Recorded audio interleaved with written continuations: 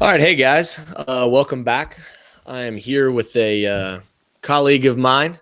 Uh, I'll let him introduce himself. He is probably doesn't need much of an introduction, but Zach, thanks for coming on and appreciate your time, man. Yeah, I appreciate it.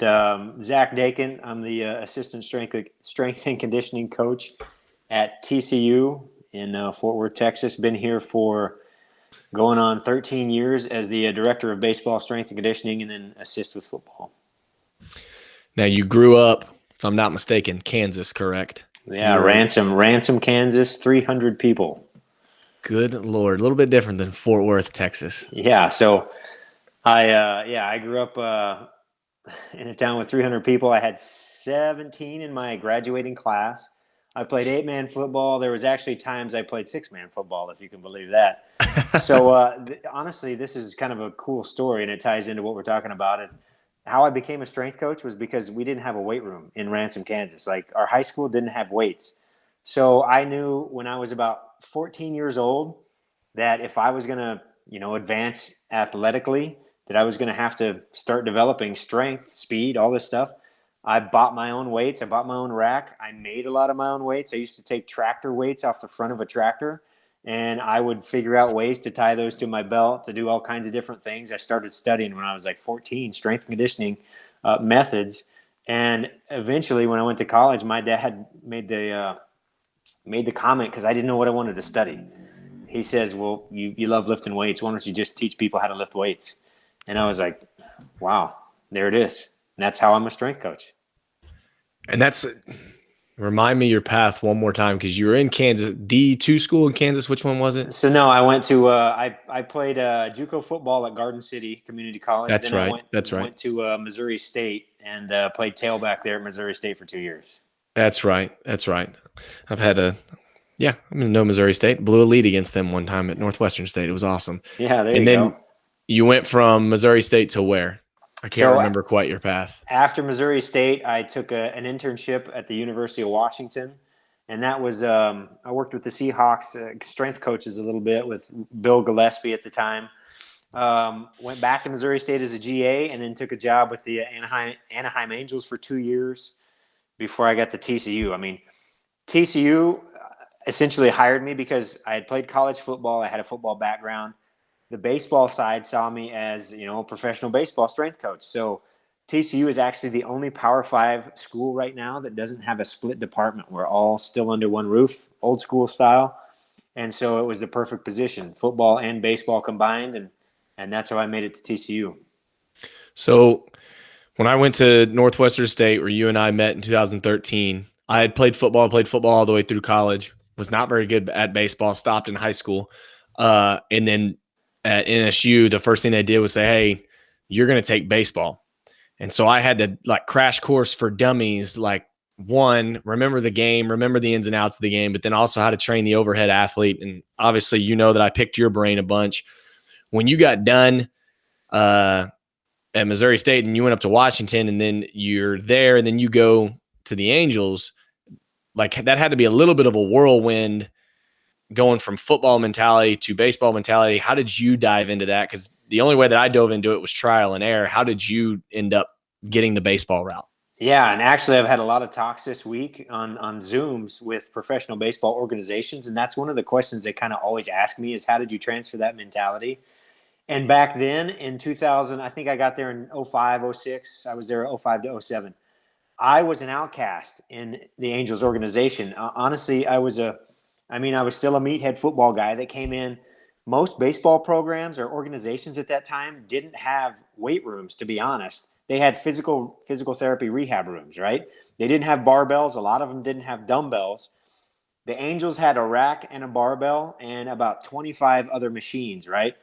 So I would get ousted for doing squats, for doing deadlifts, for doing a bench press with a barbell. Anytime I used a barbell, coaches, staff would walk through the weight room on the way to the on the way to the outfields, and they'd make fun of me saying, "Oh, those are football lifts. Look at you. You don't do anything baseball related."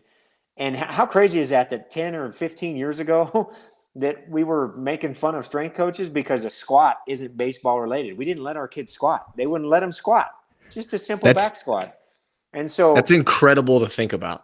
right? And so it's a testament to how far baseball has actually come, in the fact that that was going on back then. And there was programs or there was organizations that, I gotta get this fly out of here.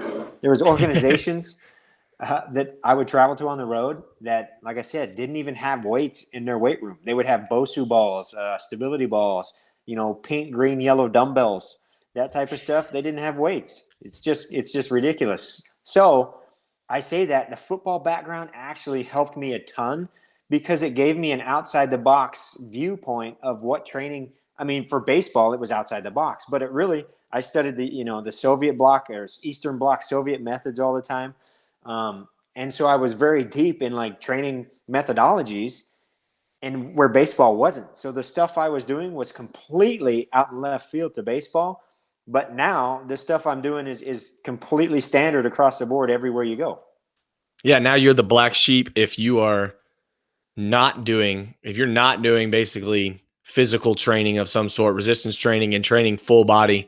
And I know you've now become, I mean, you do a mad scientist and you're working on all your reciprocal rotation and rotational power stuff. But even I can remember in 2013 starting to kind of dive trial and error when we were, hey, we're going to squat heavy. We're going to work things in low volume, but high intensities. And then even in season, when I'm telling our coaches, like, yeah, some of our pitchers, depending on that, they're going to be hitting 90%. They're going to be hitting 87, 93%. And like, I'm getting side eyebrow from our head coach, like, hey, don't you hurt our dudes. And then after a year and 2 years, everybody kind of, I got lucky. I came in right in during that time when everything was starting to roll forward, where everybody was starting to realize you better be more physical.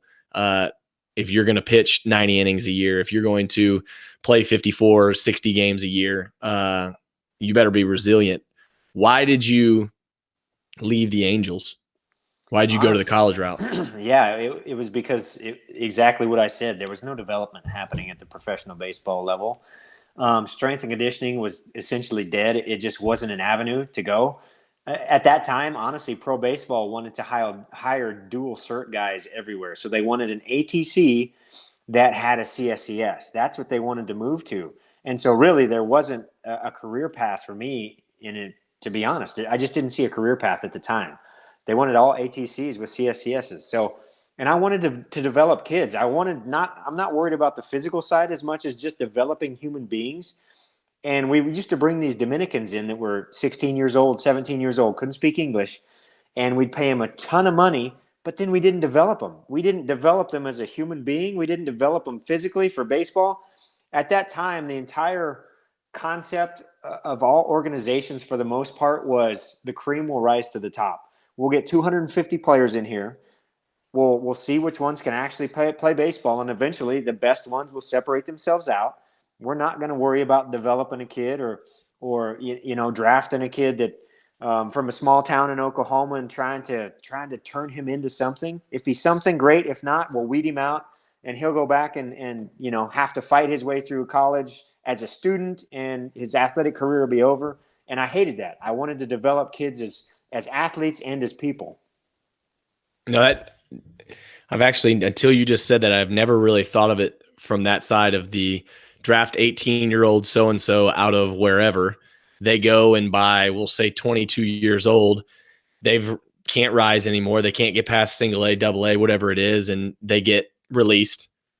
And maybe they have some money in their bank account, but they got to go back through college.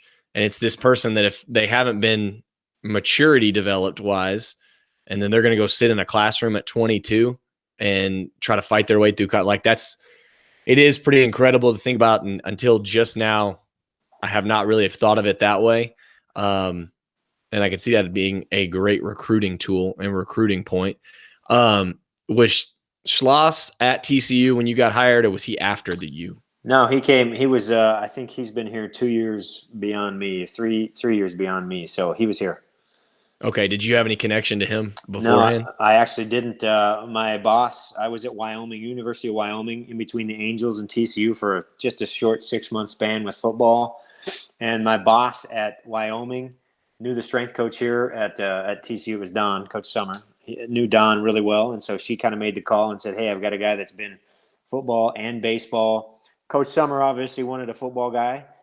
Baseball wanted somebody more baseball oriented. So like I said, it was a perfect storm at that time. So you got here, and I mean, for people that don't know or haven't listened, TCU is now considered a top, I don't know, 5, 10 baseball school in the country, depending what year. But you did have to build it. And I say you and Schloss because y'all built it, and then I can't remember the first year y'all went to the College World Series. But you did have the run of 3 back-to-back trips, if I'm not mistaken, or was it 3 in 4 years? I think we went to 4. We went to 4 in 4 years. Oh man, forgive me. So I'm just trying not to remember all of those. It went 2010 was our first year. I got here in 2008. We went in 2010, and then we went I think 13, 14, 15, 16. Yeah, 4 years in a row. That's what it was. Okay, so what was talent level, obviously, and I know you had some dudes, but what was the difference between 8 through, we'll call it 13, where you did it one time, and then 14 through, whatever it was, or excuse me, 13 through 16? Yeah, I mean, that 4-year run there, it just felt like you just knew you were going to the World Series. It was like, no big deal. Oh, we'll schedule in February. You're like, well, we'll be at the World Series in this, these 2 weeks here. So let's plan our vacation around that. But I don't really know what changed from 08 to 10 that's when the culture really started being applied. Before that, they'd never had a strength program. To be honest, they'd had a GA who had no experience in strength and conditioning running the program, and baseball was on the back burner. They'd put up a sheet that was the freshman football workout, and that baseball kids would just come in and do it, type of a thing. They had a small staff of 3 or 4 guys with 20 some sports, right? So but baseball it wasn't a piece. So when I got here, the first thing I did was, honestly, I treated it like football. We trained athletically. We trained as a team with that team mentality, which they had never done before. We held everybody accountable. Essentially, it's like the military. It's building the culture of a military a little bit. And that was the biggest change from that 08. I came in the middle of the season in 08, and some of the stuff I saw as far as, making guys work out. And I told this story on another podcast a couple days ago. They asked, what was one of the funniest stories you've ever had? I had a kid come in that 08 season, my first year there, and fall asleep on a stability ball doing scap work. He was doing YSTs, Cobras, fell asleep on it. And I was kind of standing there watching, and I was like, what's going on with this kid? Fell asleep again. He'd wake up, he'd kind of like come to, and he'd do like 2 more reps of a Y. And then he'd just kind of drift off, like your dog lowers his head, and you're like, okay, this kid's out. And then he'd wake up, and he'd do a couple more reps, fall asleep. He was hungover. The kid was honestly wasn't even hungover yet. He was drunk, right? So that's where we had to instill changes with the culture. At that time, the best they'd ever done, I think, was a fourth place seed at a regional. So right. We needed to change the culture, and that was the big thing between 08 and 10. We got some stud athletes in that 10 class. Matt Perk was a freshman, All-American. So that was obviously the big indicator, but we changed the culture. And that's what drives our program now. And really in those 4 years that we went to Omaha in all those seasons, the culture has been set kind of since that 08, 09, 10 team. And it's just, it's a force upon itself. Honestly, it's been awesome to be a part of. I absolutely love it here. I have a perfect scenario as a strength coach. I work on the skill side. We call it kind of like a performance coordinator. I work with the skill side as far as the technical work with pitchers. I do throwing programs. I work with the PTs, the medical staff. There's no silos here. Everything is kind of under one roof, and everybody works together, and it's incredible. So the silo thing is incredible, because just being around different organizations and talking to different people, that is not common as you probably would want it to be or wish it to be. I don't know, a funny story that I have told people before, and you probably don't even remember it, is in 2016, we came to y'all's place the last weekend of the year. Y'all had already wrapped up. You were the 2 seed or whatever in the Big 12. and we were scrapping to get in. We needed KU to lose or us to win 2 of 3. Y'all took all 3 from us, all 3 1-runs, but it doesn't matter. We had a conversation in front of your office upstairs after game 1 or 2, and you were shaky a bit about, I don't know if this team is what it's been the last 3 years. And we had just been shut out by, man, I can't even remember his name, but you weren't even throwing the 6'7" lanky kid until Sunday. He had not thrown yet. Brian, I think was his name. Howard, sure. So Brian had not thrown yet. And I remember looking at you going, if you pitch it like you've pitched it the last 2 days in the Big 12 tournament, you will be in Omaha, and I don't care what your hitters do. And I remember looking up a month later, and you jokers were in Omaha. Yeah, I mean, that's honestly, that's funny you bring that up, because you're right. Every year we'd get in the middle of the season and it would go the other direction. I'd always be like, man, there's no way we're making it to Omaha this year. But what was different about those 4 teams that went, we peaked at the right time, and it was absolutely incredible. It was like clockwork. As soon as we got to the last week of the season or the conference tournament, our guys turned it up a notch like we've honestly had no other team do. We always seem to peak at the right time, especially with those 4 teams. And, you know, Howard especially, that's why they called him Big Game Howie, would come on and we would just roll through the postseason. We would peak every year at the same time. No, I thought it's correct. And to compound on that story, because I'll never forget it, y'all swept us, which is fine. It's not fine. It was normal that year for us. Y'all swept us. But I remember that on Friday and Saturday, they were close. They were 1-runners. You brought in like a 5'9" closer, a 5'10" closer that was consistently back-to-back days throwing like 98, 99. And I swear that he hit triple digits at one point. And I remember turning to our athletic trainer at the time and go, we've got no chance. Like, they just brought in a closer on no day's rest. He threw last night, and he is still throwing gas at 98, 99. These jokers are going to go to the College World Series if they throw like this. And you damn sure did. Yeah. If we just could hit at that time. Honestly, we had a couple teams. There was 2 years in that four-year run. There was 2 years where we had a national championship team. We ran into buzzsaws on the mound in Omaha. One was Florida, and we kind of ran into a special team in Coastal Carolina. But I think it was those 2 years where we had a national championship team, and we knew it. It's just we ran into a buzzsaw in one game, and it cost you your year. That's baseball, though. You know, we had a guy on the mound in Florida, Alex Faedo, that just carved us up, and he took them to a national title, and so we were good for a couple of those years. Yeah. Well, you're still damn good. Don't get that messed up at all. But transitioning a little bit, when I guess this is a loaded question. When during that, because I know that it didn't just start 2 years ago, when did you realize you wanted to start writing? Honestly, it's been a long time. When I was an intern with or not an intern, I'm sorry, when I was a strength coach with the Anaheim Angels, in Tempe there, that's where their main training facility is. I used to go over and talk to Joe Kinn all the time, and I would ask him, how his book process went. And I can actually remember him telling me at the time, because I was 20, I don't remember, 23, 24, 25, somewhere in there.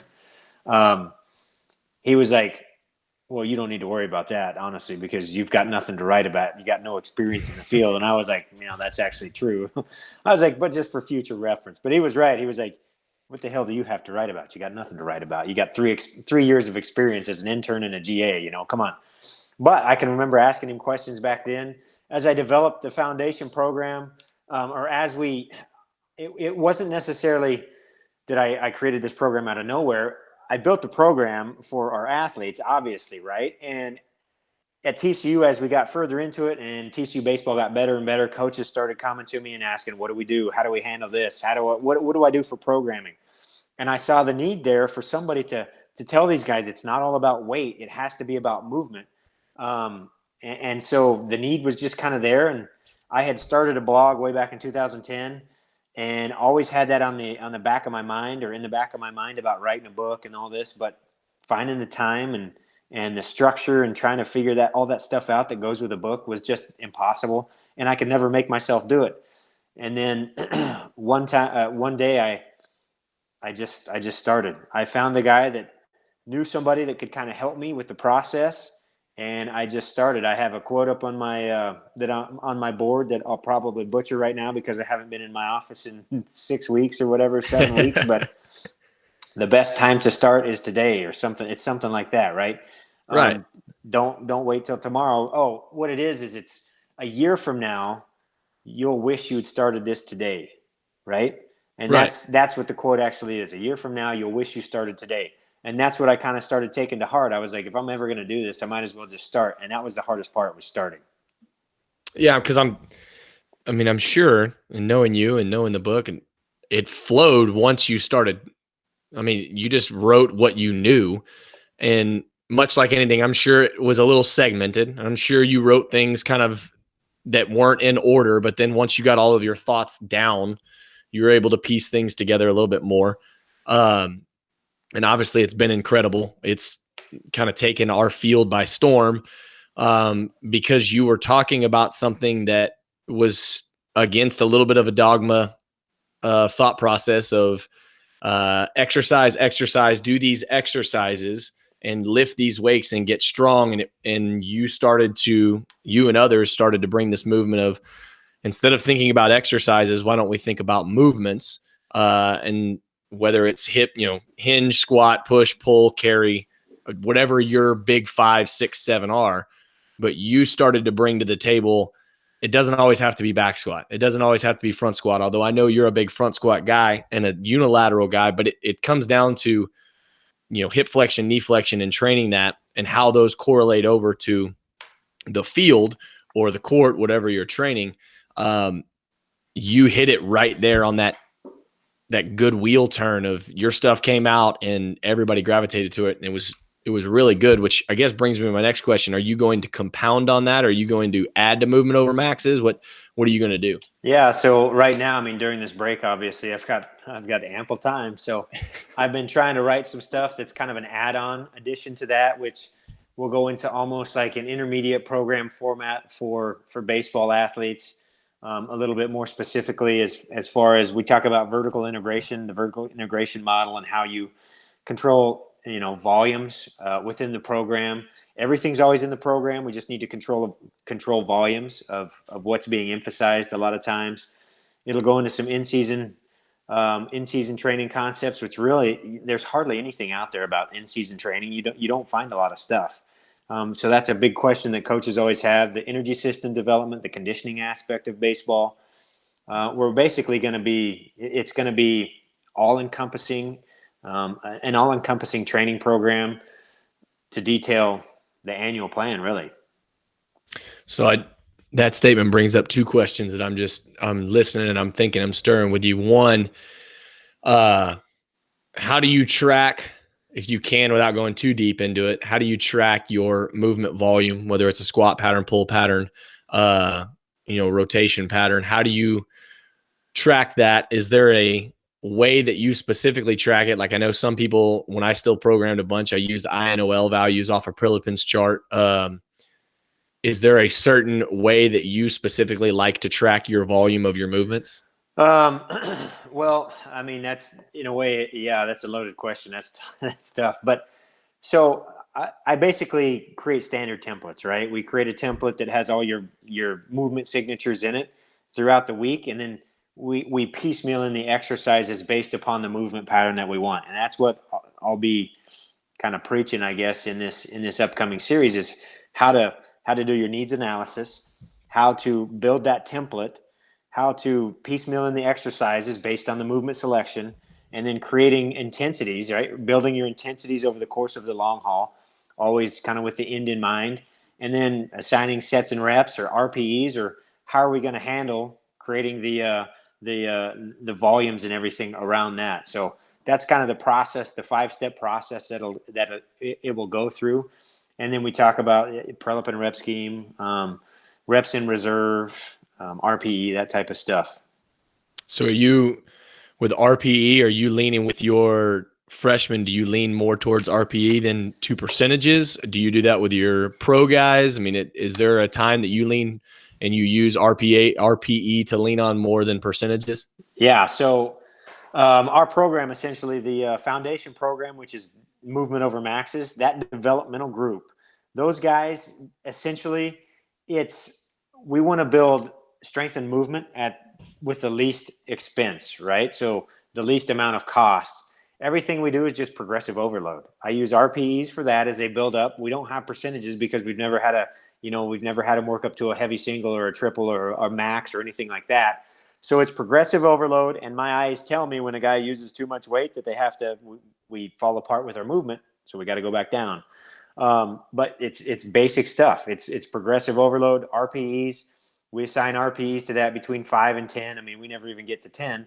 As they progress through that 12 to maybe 16 weeks of the foundation program with all of our incoming athletes, we usually work up to a rep max at the end. So it's a heavy 3 or 5, something like that. And we're tracking stuff and writing down weights along the way so that, honestly, I can throw them in a rep calculator, which I think Alan Bishop's been talking a ton about rep max calculators and stuff like that on social media. And I use the same one that he uses. It's the guy up in Nebraska. I forget his name. Epley. I think it's Boyd Epley, right? Isn't the Epley formula or something like that? And I use that formula, and we throw out a kind of a ballpark max and start working off there. As they advance into the intermediate program, it's percentage based. We still have RPs in the program, but it's very percentage based to give an idea of where we need to be. And the intermediate program is built around max strength. As they advance beyond that into our advanced program, that is where we start trying to apply force with speed. So we've got to apply force in shorter time. All built around speed and power. And we still use percentages there, but a lot of that is more like those guys are so advanced, it's kind of like freedom. So you're going to dictate, like, I want you to tell me what you need to use as far as the weight goes. And we do a lot of super maximal work. We'll get into some triphasic stuff. And so that's more of the kid knowing themselves a little bit and kind of a back and forth between us as to what they should be using. So you touched on energy systems a couple minutes ago. And for those people that don't know, I mean, and don't follow you, sprinting, number one. And it is. Sprinting and power are number one in all sports because you got to have the CNS clicking, and it's the first thing to disappear. Strength and endurance don't disappear for much longer. I think you posted the actual you did a little bit of a rant on residual training effect. Yeah. Yeah, you did a bit of an Instagram rant on that, I think last week or sometime. But anyway, what my question to you, and I had a conversation on a podcast this morning, is I know you value the aerobic system because of its help with recovery and because of its help with just overall tissue health and body health. And I know you're a big tempo guy. How are you training your aerobic side?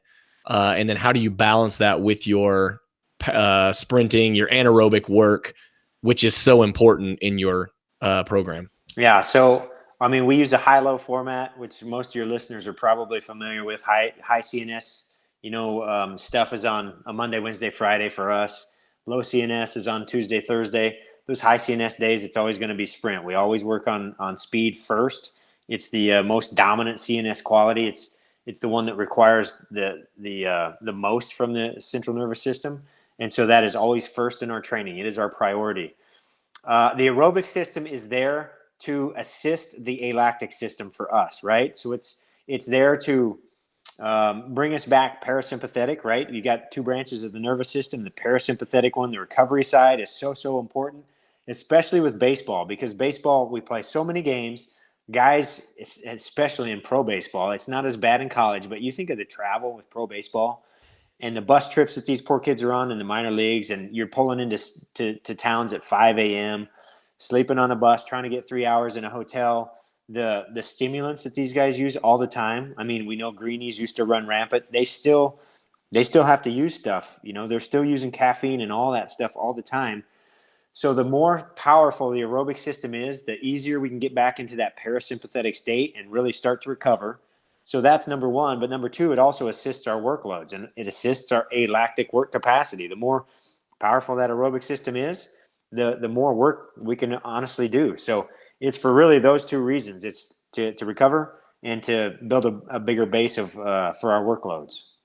So do you use strictly tempo runs for that? Are you Yeah. putting heart rate trackers on guys to try to keep them in a target heart rate range, or are you just watching using your eyes? So we used to use heart rate monitors for a lot of stuff. The methods that I use for aerobic capacity development really would be tempo runs. Number one, those are by far, far and away the most widely used for me.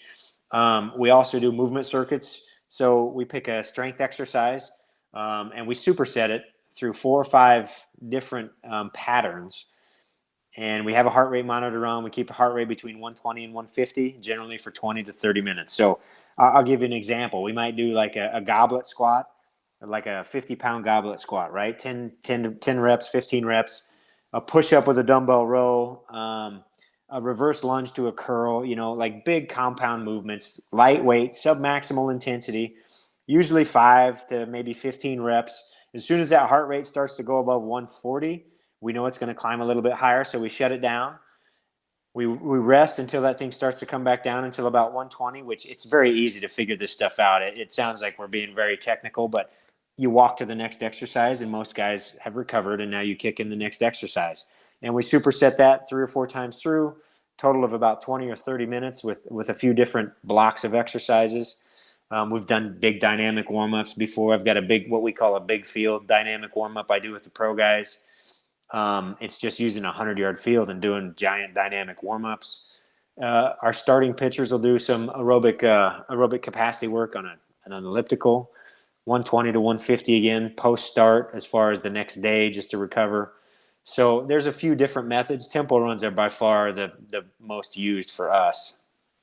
So you're just flowing, and I'm loving these conversations. You mentioned starting pitchers, ellipticals, which for those people that don't know how baseball strength and conditioning works, sometimes you have to get your workouts in wherever you can get your workouts in, and that may not be in a nice fancy weight room. Although Zach's got a bunch of connections now, wherever he goes, he can usually get his team in. Sometimes you are literally getting guys in hotel weight rooms, but when you are talking about your 7-day plan or your 3-day plan or whatever you're setting up with your starting pitchers now, I'm not as familiar with it. I assume it's still a 7-day-ish plan. Is there a certain, I guess my question is very broad, is there a certain amount of times that you're trying to work power over that? Are you still trying to do 3 powers and 2 low models? And then what are you doing with your 2 other days? Obviously, one of those is the pitching day, the actual day on the mound. Are you considering that one of their high days? So then they're only getting 2 other high days, or are you going 4 high days with one of them being game day? Yeah, so usually we would say they're going to have 2 high days with me. They'll have 1 high day on the mound. So for a starting pitcher, post-start, that next day is the day when we emphasize recovery. So what you see a lot is guys do stuff when the pitcher comes out of the game. They want to do, more shoulder work, scap work. They want to do workout stuff after they come out of the game. The only problem I have with that is if you know what a starting pitcher actually threw in a game, which we've used Modus sleeves before. We've had them for several years here, which tracks the number of throws that your starting pitcher makes. I mean, we've seen starting pitchers throw 280 balls on a game day. That's a lot of stress. And so you don't, as a strength coach, you don't go in the rack and break yourself off on a back squat and then say, okay, I'm going to go kick it down to 25% and I'm going to go do, another 40 reps just to recover, right? Once you've applied the stress, the body's stressed, we've applied it, let's let that thing recover right away. So as soon as they come out of the game, we try to get them back parasympathetic and start recovery, really is what it is. We don't do anything after the game. Everything for us has to happen that next day. And the Soviets have actually done research on this, showing that if you apply recovery means immediately after stress has been applied, it actually causes your work capacity to go down the next day. So you're actually worse the next day than if you were to wait, apply those means the next day, your work capacity can actually come back up. So there's a study out there that I quote all the time in Soviet Sports Review that they looked at some of this stuff.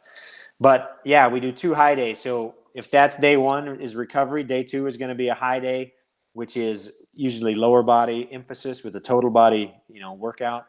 They'll be off. Day 3, day 4 will be another upper body. Off day 5 or low intensity.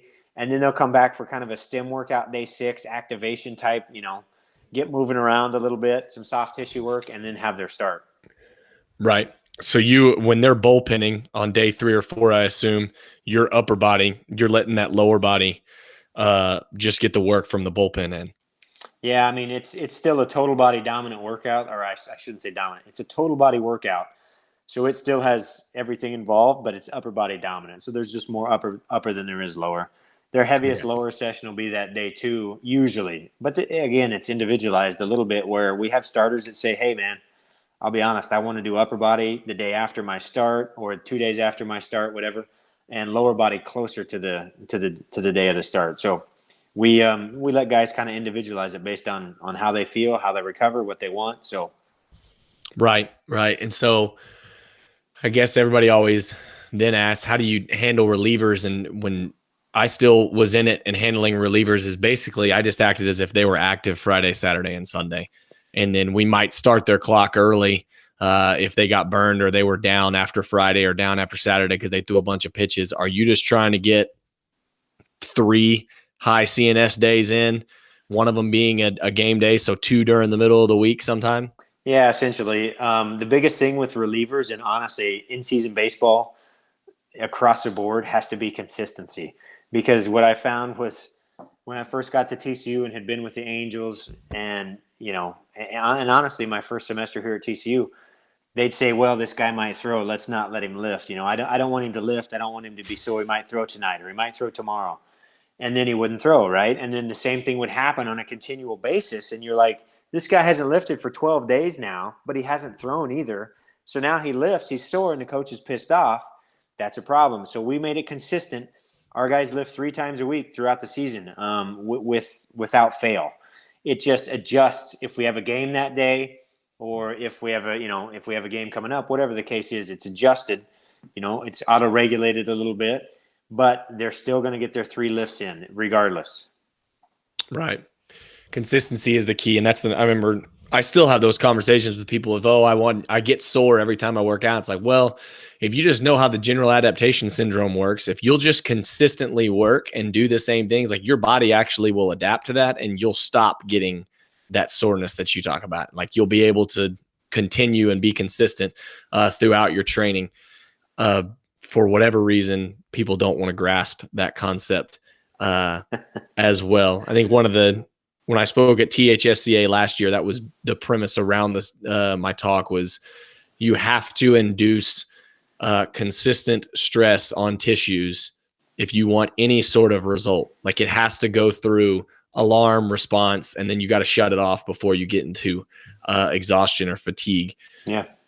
With you movement over maxes, and I told you before we got on this that I had spoke with some of the guys out at Texas Tech.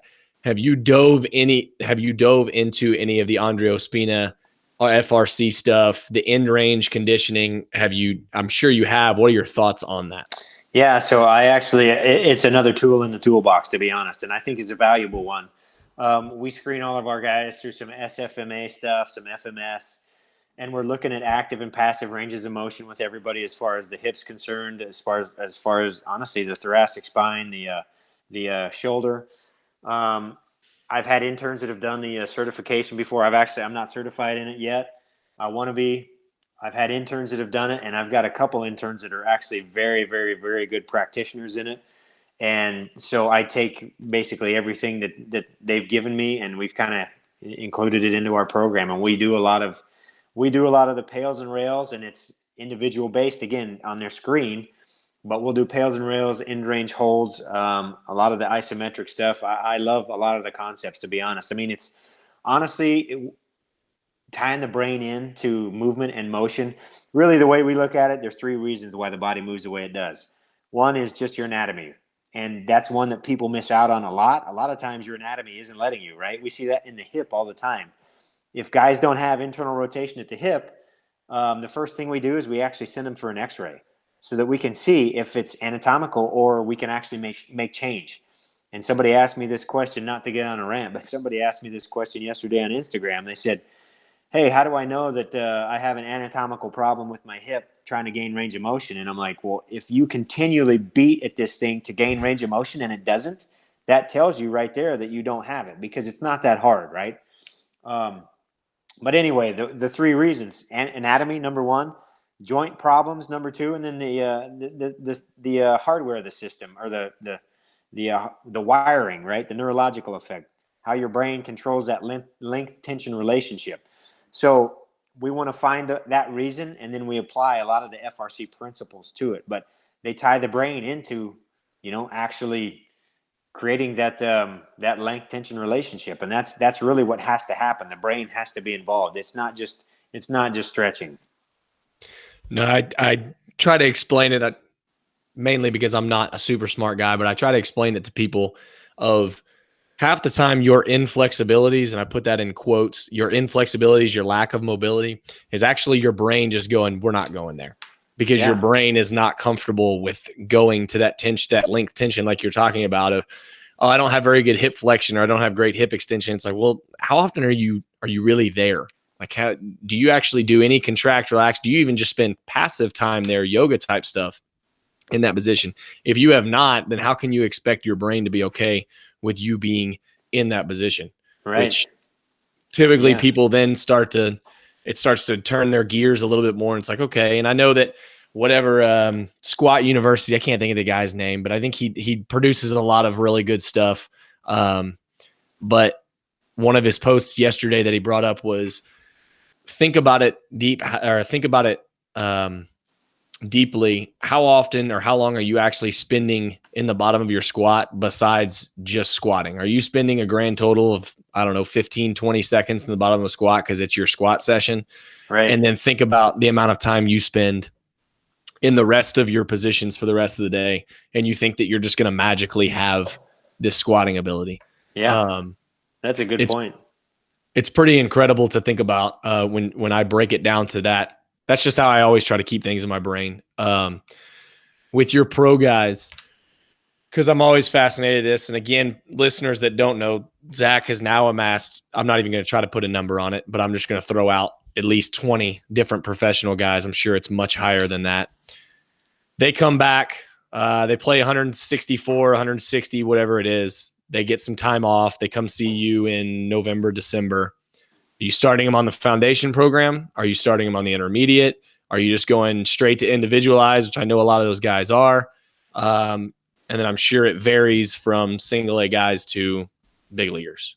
Yeah. So this is where the model is awesome, is that the foundation program sets up everything, right? The big five patterns that I talk about, movement over maxes, those big five patterns transfer across everything, right? It transfers to everything. And really the only change that happens with those advanced athletes, with the pro guys, is they use the same movement patterns. They have to. I mean, there's still an RDL in the program. There's still squat variations and lunge variations and all that stuff. It's just how we actually perform the exercise, whether it's with velocity-based training as a background, or how we control the tempos, the sets, reps, volumes, how the exercise is performed. So all the patterns have to still be present. I mean, the foundation is the foundation forever. So yes, we do a lot of individualized training with those guys. I call organizations. Honestly, with the bigger name guys, I'll call organizations. They'll tell me what they need or what they've seen in screens or KPIs, stuff like that. And I'll include that stuff into the program. But we kind of determine advancement. Where's the guy at, and can we advance him? I mean, I just had this talk with the Oklahoma City Thunder a couple hours before I got on with you, in that we have high-level athletes as professionals, right? Their skill is what is advanced. That's elite. Their ability to compensate, honestly, is elite. But a lot of times their training age is not. So then how do you handle that if their training age is so poor, but yet they're elite athletes already? That becomes, that's kind of a crazy scenario, in that, well, how do we attack that? Do we train them as advanced athletes? Well, no, not really. You really train them as beginners. So we have some of those guys too. It really just depends on, like Matt Carpenter's been in the program for 13 years with me since day one. I've got other guys that have been in there 13 years, other big leaguers that have been there that long. And then you've got kids that honestly come to me from different agents and things like that I've never worked with that I have to start at those lower levels. So yes, the pro guys, there's a wide spectrum of abilities and programs going on at the same time. I genuinely, like, that's the one part of your job that I'm still trying to wrap my brain around. And maybe it's just because of how broad training can be from organization to organization to organization, to even down to single A, high A, double A, those different coaches, what's actually being held accountable, what's not being held accountable. The Dominican factor or just the Latin factor of the not speaking English, and their training age is below 0 when they get to America half the time. Like when the couple times that I've come around your facility and seen those guys and then see your posts, that's the part that still blows my mind, because you're not getting a consistent clientele. You're getting a sporadic clientele. So the fact that you were able to hone it all down to, we're going to go these 5 movements and then we're going to advance it, is pretty incredible to think about. And anybody that's been a strength coach that can conceptualize that, it's incredible in that manner. Just because I'm curious, because I've only worked with one in my career, how is working with Latins, specifically ones that come from out of the country and have very limited experience to American culture? So when I was with the Angels, I mean, at TCU, we really haven't had, we don't have kids that are, actually, I shouldn't say that. We do have one. We played in the Dominican Republic, went down and played the New York Mets. And we signed a shortstop down there. And 2 years later, he came up and spent his 5 years at TCU. And honestly, it was the most incredible transformation you've ever seen. His dad actually played 12 years in the big leagues. His dad is still a bench coach for the New York Mets, so he'd been around professional baseball.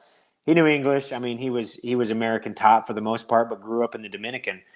The kid came in at 100 and I think 60 pounds, something like that. Left at 200 and somewhere around 10 to 15 pounds, like absolute monster. Was probably my favorite kid that I've ever had at TCU. He's now in the Pittsburgh Pirates organization as a front office guy. You'll know who he is in a few years. His name's Michael Landestoy, superstar of a kid. But when I was with the Angels, the kids would come in. They had no idea what lifting was. So lifting to them, they would want to come in the weight room, and everything they did, they grab 5-pound dumbbells and they do like shoulder press, straight shoulder press.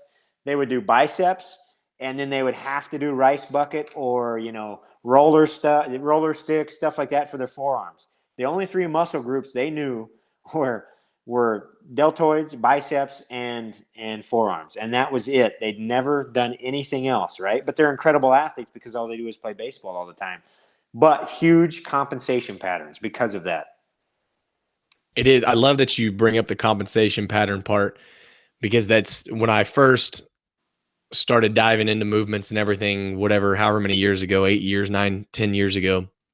I was like, man, these high level athletes can move in ways that you're not supposed to be able to move, like with feet turned out, knees in, and they create incredible power out of these positions, and their ability to wiggle and move and worm is I like the way you put it. Their ability to compensate is really good, or is elite, as you would say. Also, I had no idea that the Landestoy kid was Dominican. I had when we played him, he was a stud. I had no idea that was his backstory. That's awesome to hear. And well, the crazy thing about him too is, I mean, he was essentially, I think he was a walk-on kid, but we'd never had hopes of him actually contributing to the team. Like, he was so skinny, so weak, great kid, but we didn't have expectations as far as, I think, him being like a guy at any point. And he, through the weight room, through just all the intangibles, leadership and all that other stuff, became honestly one of the most storied guys in our program's history as far as a human being goes. Those are feel good. Those make you, as I'm talking to strength coaches and different coaches, that is the common thing that keeps popping up, is that all of them value and love the development of kids. And you started off the podcast and you were saying, it was all about developing the athlete, not as just an athlete, but as a kid and as a human, all the way into a man. And literally everybody from you to the performance course guys to Corey Campbell down at Baylor to Texas Tech guys, everybody, like, that's their big I just want to help develop these kids into being the best men possible, which it's awesome to hear that the Landestoy kid turned into that and is now an unbelievable man. And I'm sure we will hear his name. Transitioning off of training a little bit more on the personal side, how are you specifically, I ask everybody this, how are you specifically handling the quarantine from a sanity side, which I'll tell you first, that sanity side is the number one thing I'm struggling with. And then two, are you able to continue to do your quirky research on different rotational exercises and patterns? And how are you doing that? Are you doing that? And then are you doing anything for yourself specifically? Yeah. So really, this is the first time in, what is this, 15 years now of baseball that I've had, honestly, a Saturday. You know this, you were in baseball, a Saturday off, right? And then you had a Sunday off, and I was like, this is crazy. So it was kind of nice at the beginning, at the front end, because I could get housework done, and I'm still doing all kinds of stuff around the house. So that's been incredible because I've never had that opportunity in the spring. The other thing, I started writing, and I've been working on this programming piece for baseball as the add-on to Movement Over Max is coming up. I've kind of hit some writer's block, to be honest. It's a struggle right now, sitting at home staring at a computer, and so I've really gotten away from that. But as far as development professionally, it's doing stuff like this, having Zooms, having video conferences and phone calls with different staffs from around the country. I talked to a guy with the Royals yesterday on force plate technology and how we've got force plates and how we can kind of change what we're doing or make what we're doing better. I talked to the Oklahoma City Thunder guys earlier today on a bunch of different topics. We had worked together previously, so it's not just baseball. I'm trying to branch out and find, performance is performance. It doesn't matter what field, what sport. We're just trying to learn and get better during this time because we don't have the weight room. We don't have anything else. We really don't have a lot of contact, obviously, with our colleagues and our coworkers. So you've got to reach out and just try to develop while we have time. Make use of your time as best as you know how. Really, I think that's the best way to put it, because we're doing the same thing. We head scratch, and it's like, all right, how can we best use our time? How can we best utilize our time? And we're living in a digital world, and I've got some family members that their profession is on the digital world side. And so I like talking to them because it's going to be very interesting, the repercussions of this, however long this span is, the repercussions and the fact of, do we realize that there are some things that we can do through digital or through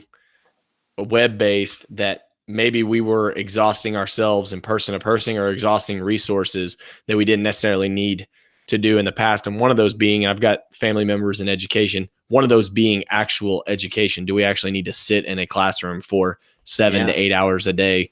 Or can we get things done in 4 hours and then have more of the day? Obviously, athletics is not going to take too much of a hit, but I do think there's a lot of things that are going to be affected positively by this time of, hey, we can't actually do this. Yeah. Efficiency, honestly, is what it'll be. Right. And God, you and I both know that this world can use a little bit more efficiency in some different areas, especially in strength and conditioning. Right. Somebody asked me that on Instagram too. They said the question was, how do you manage or mental health tips for a strength coach from a strength coach or something like that? And honestly, my response was, find a hobby and don't be the grinder anymore. Honestly, we all used to be that. I honestly still struggle with that. You want to be in the office from 5 a.m. to 8 p.m. and feel like you're working to work. And what you realize when you start having families and all this other stuff is that's not the route that you want to go on. You need to get your work done and get out and actually have a life outside of the weight room. And I still think that's a tough concept for strength coaches to swallow. There's no question. And it's because, I don't know, I'm not in it anymore. You're attached to sport coaches. And then that's what sport coaches believe, is that you should be in the office by crack of dawn and you should stay in it till, especially on the football side. And that, that as well. It's those guys work, and they're very successful. But efficiency is a great word to use. And I think that is great advice to give any young professional that's trying to get in it is be efficient with what you're doing. Don't just work to work. But yeah, man, I appreciate you coming on here. This was a bundle of information. It was really good. And is there any final words you want to throw out there? Any topics we missed?